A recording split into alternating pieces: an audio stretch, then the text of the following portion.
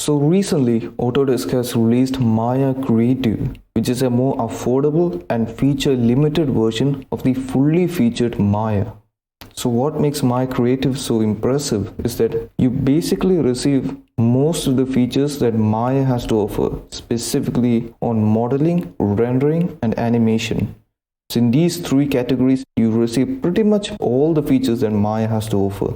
So if I were to just look at the comparisons for the features over here, you can see in 3D modeling, we're receiving almost all the features that the fully featured Maya has to offer, except in paint effects, which I don't think a lot of people use either way. And in UV and texturing workflows, again, you're receiving pretty much all the features except the Adobe Substance integration.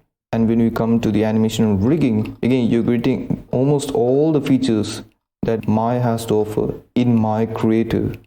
And again, rendering, you get almost all the features except the Maya Toon Shader and the Vector Renderer. And dynamics and effects, this is the area where you do lose quite a lot of features when we compare with Maya. You do lose the Bifrost procedural effects platform, the XGen, which I think a lot of people also use. A lot of these things which I believe would have been nicer if we had it in Maya Creative, but again, Autodesk has to justify the price difference between the Maya Creative and Maya, and obviously have to make Maya somewhat reasonable to buy, I guess. Obviously, Maya Creative does lose again with Maya when it comes to pipeline integrations and data and scene management. Again, we have most of the features over here except for the Unreal Live Link for Maya support, and you do lose on Linux compatibility. So I guess if you're a Linux user, it might be a bit of a concern for you. And again, this Maya Creative is available through the Autodesk Flex program. So the way the Flex system works is that basically you buy a bunch of tokens, and then for each program there's a predefined number of tokens that will be consumed.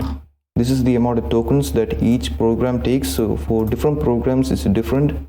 For Maya it's about 6 tokens, and for Maya Creative it's 1 token. So you have to pay 6 tokens to use Maya for 24 hours, whereas with Maya Creative it's just 1 token for 24 hours of use.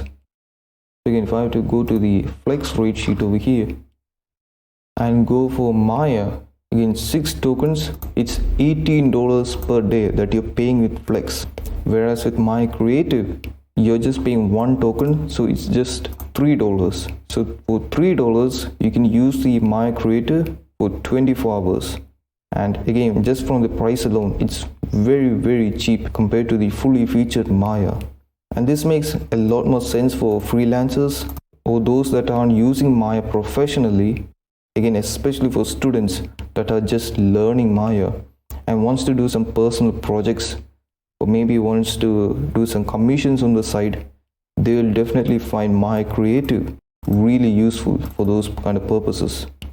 And again, this Flex system is not a great alternative to the subscription system if you are a frequent user. Again, clearly mentioned over here, the Flex system is best for occasional users. If you are a frequent user, you might have to look for subscription again, because with Flex you have to keep on paying for each time you have to use. And again, just from this price tag alone, for the features that you're getting with Maya Creative, it makes a lot of sense to choose Maya Creative. And again, I believe that people who are already using Maya would rather prefer to use Maya over some other software like Blender, even though it's completely free. And it's because most of these people have used Maya for decades, for many years, and they are already very used to Maya. So most of these people who are using Maya will really appreciate Maya Creative. And having a more cheaper and more affordable alternative to Maya that mostly provides almost all the features that the fully featured Maya has to offer just makes a lot more sense for those kinds of people. So yeah, that's about it.